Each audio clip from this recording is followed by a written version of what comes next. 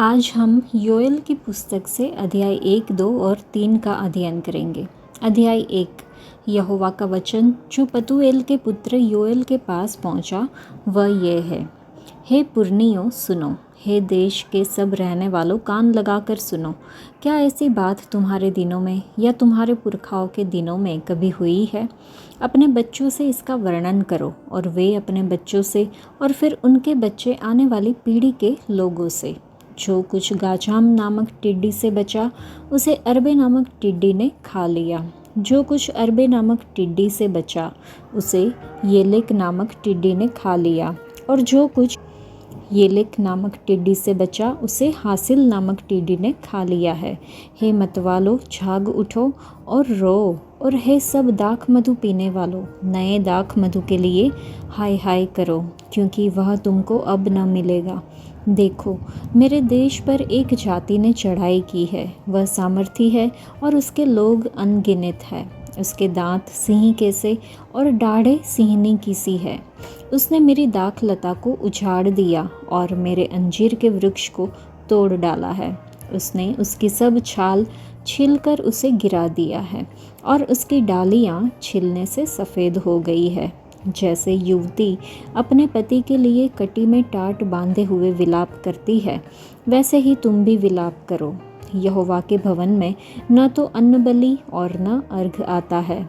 उसके टहलुए जो याजक है वे विलाप कर रहे हैं।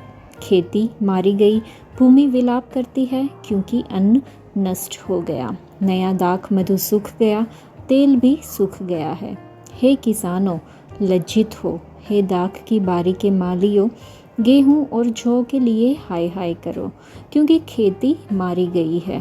दाख लता सूख गई और अंजीर का वृक्ष कुम्हला गया है। अनार, ताड़, सेब वरन मैदान के सब वृक्ष सूख गए हैं और मनुष्यों का हर्ष जाता रहा है। हे याजकों, कटी में टाट बांधकर छाती पीट पीट के रो। हे वेदी के टहलुओं, हाय हाय करो। हे मेरे परमेश्वर के टहलुओं, आओ टाट ओढ़े हुए रात बिताओ, क्योंकि तुम्हारे परमेश्वर के भवन में अन्न बलि और अर्घ अब नहीं आते। उपवास का दिन ठहराओ, महासभा का प्रचार करो। पुरनियों को वरन देश के सब रहने वालों को भी अपने परमेश्वर यहोवा के भवन में इकट्ठा करके उसकी दोहाई दो। उस दिन के कारण हाय, क्योंकि यहोवा का दिन निकट है। वह सर्वशक्तिमान की ओर से सत्यानाश का दिन होकर आएगा। क्या भोजन वस्तुएं हमारे देखते नष्ट नहीं हुई?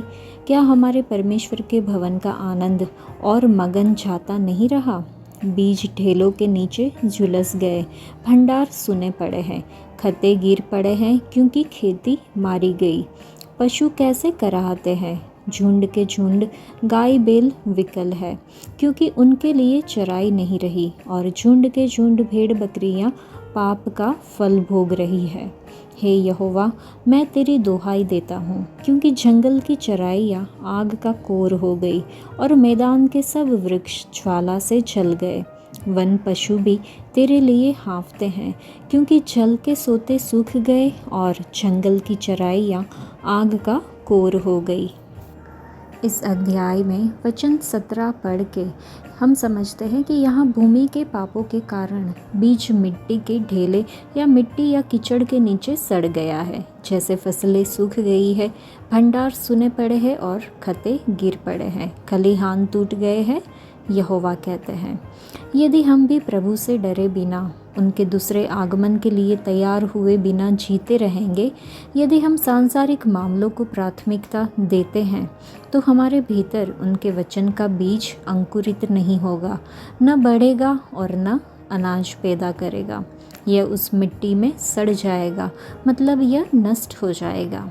आज क्या हम प्रभु की आज्ञाओं को प्राथमिकता दे रहे हैं या फिर संसार को? चलिए हम खुद की जांच करें। इतना ही नहीं, पानी की कमी के कारण फसल सूख गई है, जो कि परमेश्वर का वचन है। इसके बिना कोई अनाज नहीं उग सकता और भंडार सुने पड़े हैं, अन्न खलिहान ढह गए हैं। हाँ, हमारे हृदय जो कि भंडार और खलिहान होने चाहिए, जहाँ अनाज वचन रखा जाता है, सुने हो जाएंगे और ढह जाएंगे। इतना ही नहीं, वचन के अनाज की अनुपस्थिति के कारण पोषण की कमी और यह हमारी आत्माओं को मुरझाने का कारण बनेगी। इस अनाज की अनुपस्थिति हमें आध्यात्मिक मृत्यु की ओर ले जाएगी, जिसे हम खुद को और दूसरों को खिलाने या पोषण करने में असमर्थ रह जाएंगे। इस अध्याय में योएल टिड्डियों के द्वारा एक भयंकर महामारी का वर्णन करता है जिसने भूमि को तबाह कर दिया है, जो इस्राएल पर परमेश्वर के न्याय का प्रतिनिधित्व करता है। लोगों को पश्चाताप की आवश्यकता को पहचानते हुए विलाप करने और शोक करने के लिए बुलाया जाता है। यह अध्याय पुनर्स्थापना की खोज के लिए परमेश्वर की ओर मुड़ने की अत्यावश्यकता को जोर देता है।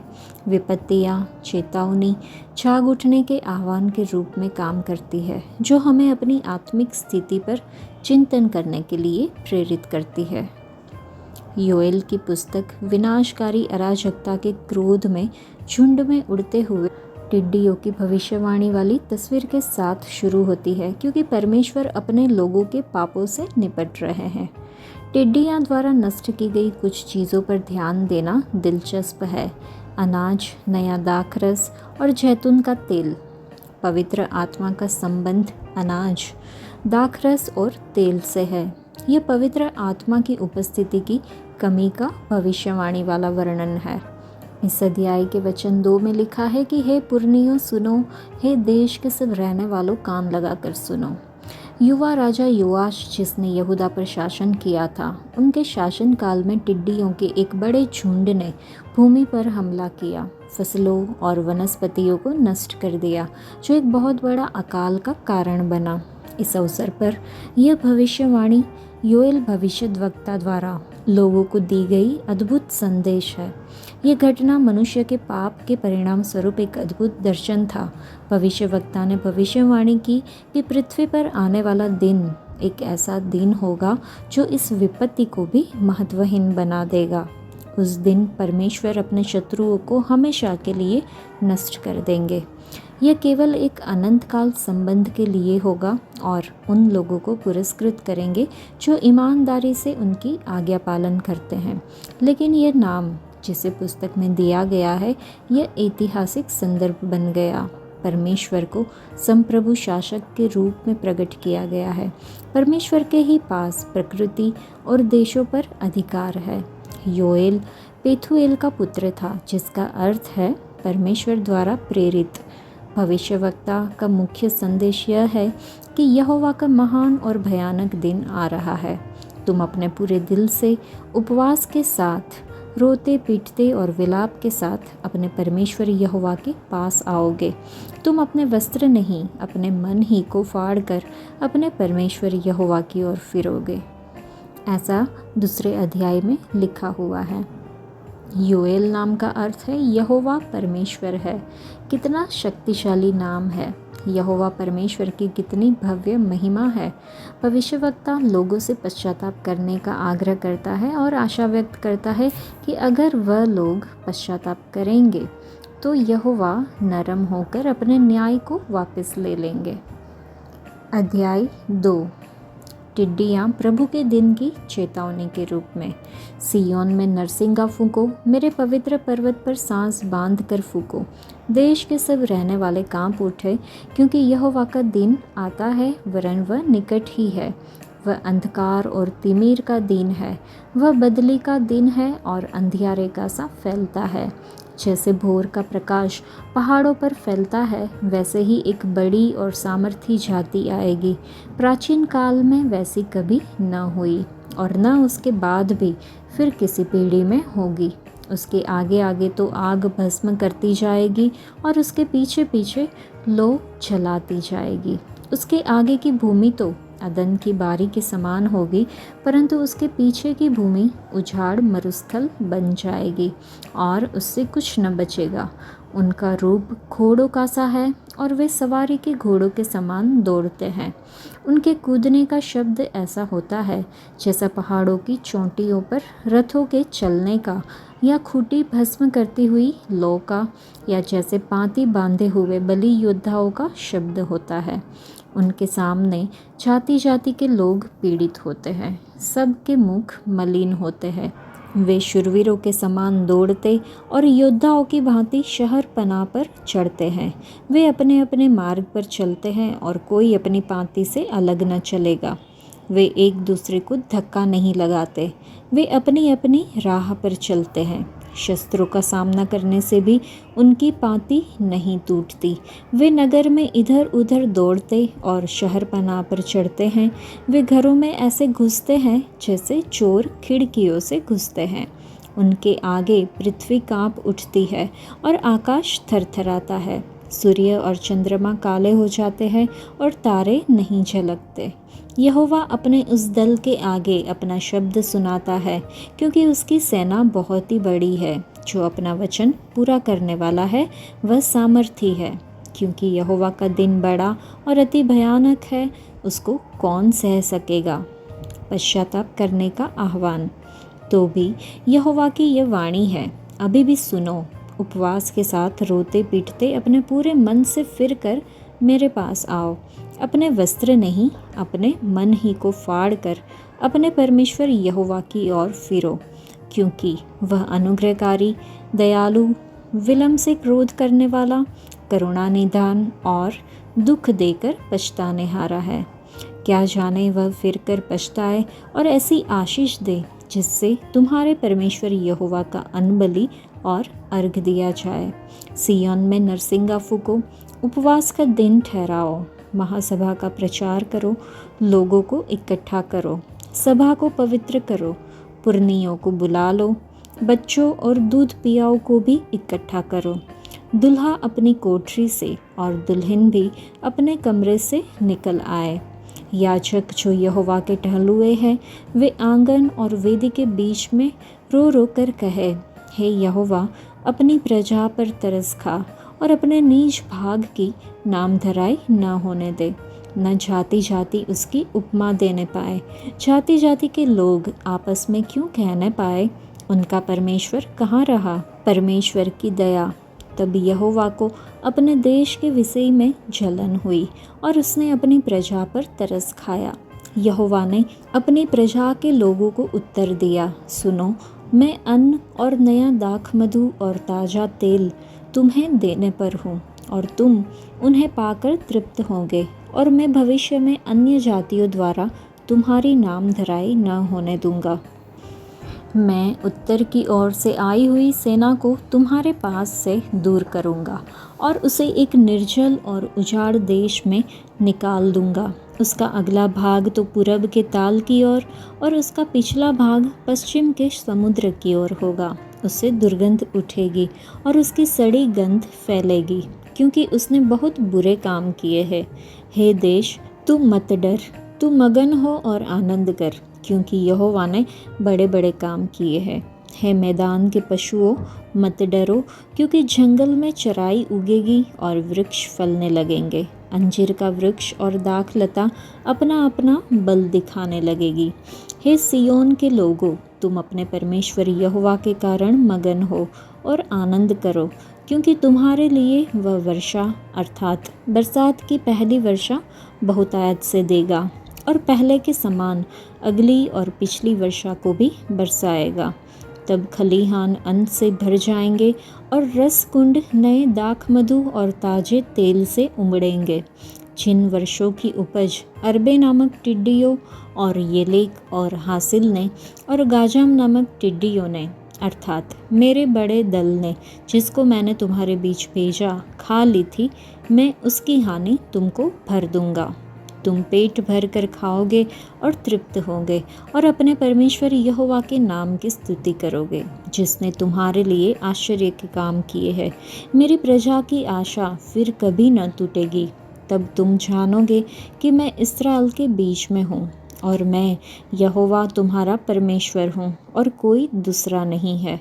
मेरी प्रजा की आशा फिर कभी न टूटेगी। आत्मा का उंडेला जाना। उन बातों के बाद मैं सब प्राणियों पर अपना आत्मा उंडेलूँगा। तुम्हारे बेटे बेटियाँ भविष्यवाणी करेंगे और तुम्हारे पुरनिये स्वप्न देखेंगे और तुम्हारे जवान दर्शन देखेंगे। तुम्हारे दास और दासियों पर भी मैं उन दिनों में अपना आत्मा उंडेलूँगा। मैं आकाश में और पृथ्वी पर चमत्कार अर्थात लहू और आग और धुएं के खंभे दिखाऊंगा। यहोवा के उस बड़े और भयानक दिन के आने से पहले सूर्य अंधियारा होगा और चंद्रमा रक्त सा हो जाएगा। उस समय जो कोई यहोवा से प्रार्थना करेगा वह छुटकारा पाएगा और यहोवा के वचन के अनुसार सिय्योन पर्वत पर और यरूशलेम में जिन बचे हुओं को यहोवा बुलाएगा वे उद्धार पाएंगे। इस अध्याय में योएल परमेश्वर के पास दिल से लौटने का आह्वान करता है और उपवास, रोने और शोक मनाने पर जोर देता है। वह पुनर्स्थापना का वादा करता है जहां परमेश्वर अपने लोगों को उनके पश्चाताप के बाद भरपूर आशीष देंगे। यह अध्याय पवित्र आत्मा के उंडेले जाने का पूर्वाभास देता है जो विश्वासियों को सशक्त बनाता है। सच्चा पश्चाताप परिवर्तन और नवीनीकरण लाता। चलिए हम प्रार्थना करें कि इस्राएल परमेश्वर की ओर फिरे और उसकी आराधना वैसे ही करे जैसे वह चाहते हैं। हम प्रार्थना करें कि वह हर यहूदी में एक नया हृदय डाले ताकि वे यीशु को परमेश्वर, प्रभु और स्वामी के रूप में स्वीकार करें। हम शोक करने वालों के लिए प्रार्थना करें कि उन्हें पवित्र आत्मा से सच्चा आराम मिले। हम उन लोगों के लिए प्रार्थना करें जो इज़राइल से नफरत करते हैं कि वे परमेश्वर को देखें यीशु मसीह के नाम में। हम में से बहुत से लोग पीछे अपने बीते जीवन को देखते हैं और पाते हैं कि बर्बाद हुए सालों को पाप से, गलत चुनाव से, आध्यात्मिक ठहराव या छूटे हुए अवसरों को। जिस तरह इज़राइल ने अपनी अवज्ञा के कारण टिड्डियों से तबाही झेली, उसी तरह हमने भी नुकसान उठाया होगा। फिर भी इस अध्याय में वचन 25 में परमेश्वर का वादा आशा का है। वह खोई हुई चीज़ों को बहाल कर सकते हैं। जिस तरह उन्होंने इस्राएल को पुनर्स्थापित किया, उसी तरह वह हमारे खोए हुए वर्षों को ला सकते हैं। पाप, आत्मसंयम या पछतावे द्वारा चुराए गए समय को परमेश्वर की महिमा के लिए बदला जा सकता है। परमेश्वर यहोवा जो अनुग्रहकारी, दयालु, विलंब से क्रोध करने वाले और अति प्रेममयी है, वह बहाल और आशीष देने के वादे करते हैं। पहले यूहन्ना की पत्री अध्याय 1 में वचन 9 में हम आश्वस्त होते हैं। लिखा है, यदि हम अपने पापों को मान ले तो वह हमारे पापों को क्षमा करने और हमें हर अधर्म से शुद्ध करने में विश्वास योग्य और धर्मी है। और इफिसियों की पत्री अध्याय 3 में वचन 20 में हमें याद दिलाया जाता है कि अब जो कोई ऐसा सामर्थी है कि हमारी विनती और समझ से कहीं अधिक काम कर सकते हैं, तो उत्साहित हो जाइए। चाहे कितना भी समय बर्बाद क्यों न हो गया हो, परमेश्वर आपकी कल्पना से परे पुनर्स्थापित, नवीनीकरण और गुणा करने में सक्षम है। वह न केवल एक पुनर्स्थापक है, वह एक उद्धारक भी है। आज उसके सामने समर्पण करें और देखें कि वह आपके पिछले नुकसानों को भविष्य की आशीषों में कैसे बदल देते हैं। आपके खोए हुए वर्ष बर्बाद नहीं हुए हैं, परमेश्वर उन्हें बहाल कर रहे हैं। इस अध्याय में हम परमेश्वर का वादा हर व्यक्ति के लिए देखते हैं, चाहे उम्र, चाहे कोई भी लिंग या हैसियत कुछ भी हो। बेटे बेटियां पर परमेश्वर के वचन को साहस से बोलेंगे। ये पीढ़ियों में जागृति का संकेत है। अनुभवी लोग दैवीय स्वप्न पाएंगे जो परमेश्वर की योजना को प्रकट करेंगे। नई पीढ़ी को दैवीय दृष्टि मिलेगी जो कलीसिया और समाज को आगे ले जाएगी। सभी मनुष्यों पर उसका अर्थ है कि कोई भी बाहर नहीं है। इसके बाद उसके निर्धारित समय की ओर इशारा करता है जो पश्चाताप और पुनर्स्थापना के बाद आएगा। यह भविष्यवाणी हमें पश्चाताप और विश्वास के साथ आत्मा को ग्रहण करने के लिए तैयार रहने को कहती है। पवित्र आत्मा हमें प्रभावी गवाह बनाता है ताकि हम मसीह की सेवा कर सकें। परमेश्वर की आत्मा सभी भेद मिटाती है और अपने लोगों को एक करती है। ये प्रतिज्ञा प्रेरितों के काम अध्याय 2 में पूरा हुआ जब पवित्र आत्मा ने कलीसिया का जन्म दिया। आत्मा का उंडेला जाना अंतिम समय का प्रमाण है जो हमें सतर्क रहने को कहता है। ये प्रतिज्ञा हर उस व्यक्ति के लिए है जो विश्वास से आत्मा को खोजते और स्वीकार करते हैं। चलिए हम अपने हृदयों को खोलें और पवित्र आत्मा की इस अद्भुत बारिश को ग्रहण करें। वह हमें बदल देंगे और अपनी महिमा के लिए उपयोग करेंगे। अध्याय 3। परमेश्वर जाति जाति का न्याय करेगा।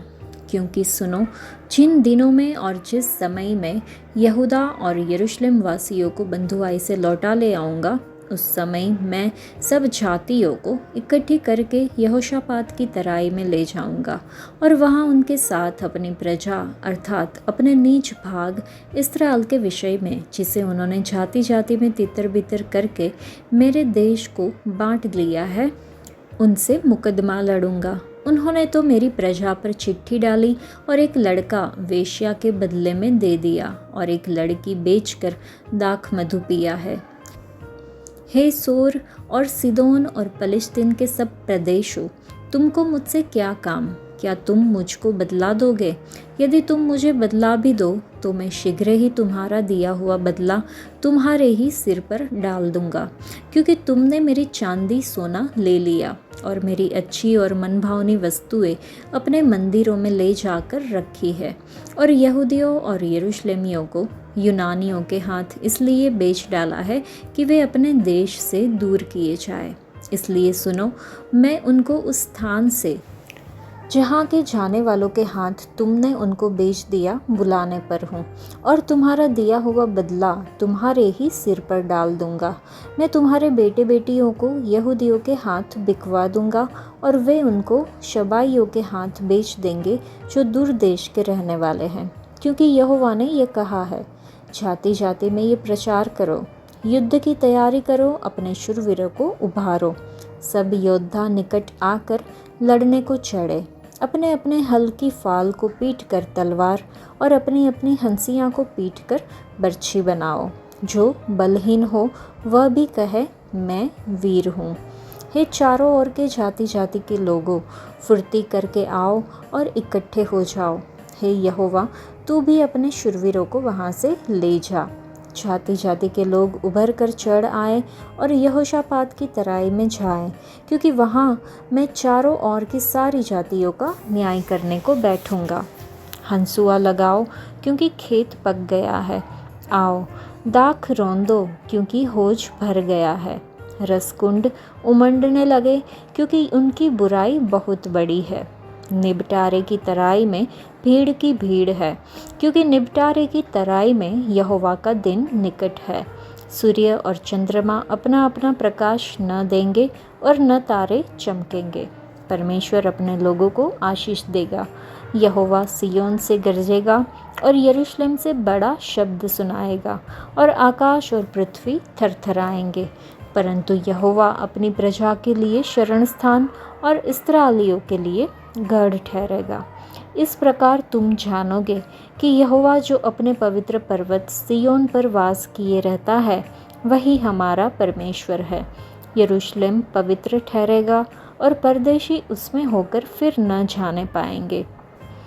उस समय पहाड़ों से नया दाख मधु टपकने लगेगा और टीलों से दूध बहने लगेगा, और यहूदा देश के सब नाले जल से भर जाएंगे। और यहोवा के भवन में से एक सोता फूट निकलेगा, जिससे शितिम की घाटी सींची जाएगी। यहूदियों पर उपद्रव करने के कारण मिस्र उजाड़ और एदोम उजड़ा हुआ मरुस्थल हो जाएगा, क्योंकि उन्होंने उनके देश में निर्दोष की हत्या की थी। परंतु यहूदा सर्वदा और यरूशलेम पीढ़ी पीढ़ी तक बना रहेगा, क्योंकि उनका खून जो अब तक मैंने पवित्र नहीं ठहराया था, उसे अब पवित्र ठहराऊंगा, क्योंकि यहोवा सियोन में वास किए रहता। इस अध्याय में योएल जातियों पर अंतिम न्याय और परमेश्वर के लोगों को सही साबित करने की बात करता है।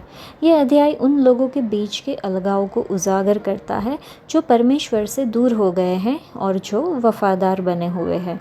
परमेश्वर अपने लोगों के साथ रहने और उन्हें भरपूर आशीष देने का वादा करते हैं। परमेश्वर का न्याय सुनिश्चित करता है कि गलतियां सही हो जाएगी, जिससे वफादारों को आराम मिलेगा। हमारे जीवन में चंगाई और बहाली के लिए सच्चा पश्चाताप बहुत ज़रूरी है। परमेश्वर की हमेशा यही इच्छा होती है कि वह अपने लोगों को बहाल करे और आशीष दे, ताकि भविष्य के लिए आशा प्रदान करे। परमेश्वर के लोगों के रूप में हमारी पहचान हमारे जीवन में उनकी उपस्थिति और आशीष का वादा करती है। जब हम परमेश्वर की ओर मुड़ते हैं तो वह अपना अनुग्रह के ज़रिए हमें नया बना देंगे और हमारे जीवन में अपनी उपस्थिति और आशीष प्रदान करेंगे। योएल भविष्यवाणी करता है कि सिय्योन पर्वत और यरूशलेम को उद्धार का एक अद्भुत वादा प्राप्त होगा। उद्धार का वर्णन इस अध्याय में किया गया है, साथ ही यह भी बताया गया है कि यह कैसे होगा, परमेश्वर के विरोधी कैसे नष्ट होंगे और कैसे इसका परिणाम आखिर आनंद और शांति होगा। यह मसीह के आने से पहले विभिन्न समयों पर यरूशलेम के उद्धार के दौरान आंशिक रूप से पूरा हुआ था। अंत के दिनों में यह हर मगिदोन की लड़ाई में पूरा होगा। अपने दूसरे आगमन के दौरान प्रभु यीशु मसीह परमेश्वर के लोगों के घमंडी शत्रुओं को पराजित करेंगे। हालांकि यह उस महान छुटकारे का भी संदर्भ देता है जिसे यीशु मसीह ने हमारे लिए पूरा किया, साथ ही हमारे आध्यात्मिक शत्रुओं के विनाश का भी। यह प्रभु के दिन में पूरी तरह से पूरा होगा। इस अध्याय के अनुसार हम 4 बातें सीखते हैं। यहोवा परमेश्वर है, यहोवा सिय्योन पर्वत पर निवास करता है, यरूशलेम पवित्र ठहरेगा और परदेशी यरूशलेम होकर फिर न जाने पाएंगे। इन चारों बातों को अगर हम देखें तो पहला है कि यहोवा परमेश्वर है। छुटकारे के सभी कार्यों के माध्यम से परमेश्वर प्रकट और ऊंचे किए जाएंगे। परिणाम स्वरूप परमेश्वर के लोग यहोवा को अपने परमेश्वर के रूप में पहचानेंगे। विश्वासी लोग मसीह के ज्ञान के द्वारा पवित्र और महिमावान बनते हैं जिसने उन्हें बुलाया है। इसके बारे में सबसे अधिक जानकार वे हैं जिन्होंने परमेश्वर की भलाई को प्रत्यक्ष रूप से चखा है और पाया है कि वह उनके प्रति अच्छे हैं। दूसरा, यहोवा सिय्योन पर्वत पर वास करता है। परमेश्वर उस स्थान पर वास करेंगे जहाँ सच्चाई और पवित्रता है। बाइबल सिखाती है कि हम परमेश्वर के मंदिर हैं और परमेश्वर की आत्मा हम में वास करती है। हम पवित्र आत्मा द्वारा निरंतर पवित्र बनाए जा रहे हैं जो हम में वास करता है, और अंत में विजयी लोग पवित्र शहर नए यरूशलेम में होंगे जहां परमेश्वर उनके बीच वास करेंगे। तीसरी बात कि यरूशलेम पवित्र ठहरेगा। प्रभु अपनी दुल्हन एक शानदार कलीसिया तैयार कर रहे हैं जिसमें न तो दाग हो, न जुरी हो, न ही ऐसी कोई चीज़ हो, बल्कि वह पवित्र और निष्कलंक हो। अपने पति के लिए सजी हुई यह दुल्हन पवित्र शहर नया यरूशलेम कहलाएगी। अंत में नया यरूशलेम का पवित्र शहर जहाँ पवित्र परमेश्वर और उनके पवित्र बच्चे हमेशा के लिए रहते हैं, हमेशा के लिए पवित्र ठहरेगा। चौथी बात, परदेशी यरूशलेम होकर फिर न जाने पाएंगे। केवल वही नई यरूशलेम में प्रवेश कर सकेंगे जिनके नाम मेमने की जीवन की पुस्तक में लिखे गए हैं। जो कुछ भी अशुद्ध है, घृणा का कारण बनता है या झूठ है, उसे नए यरूशलेम में प्रवेश करने की अनुमति नहीं है। फिर कोई भी अजनबी उनके बीच से नहीं गुजरेगा। वहाँ उसके अपने नागरिकों के अलावा कोई नहीं रहेगा। तो क्या हम विश्वास योग्य और पवित्र बनने का प्रयास कर रहे हैं ताकि परमेश्वर की आत्मा हमेशा हमारे भीतर वास करे? और क्या हम मसीह में विजयी बन रहे हैं ताकि हम पवित्र शहर नए यरूशलेम में हमेशा के लिए वास करें? ये हमें खुद को पूछना होगा। आज के लिए इतना ही। परमेश्वर आप सबको आशीष दे। धन्यवाद।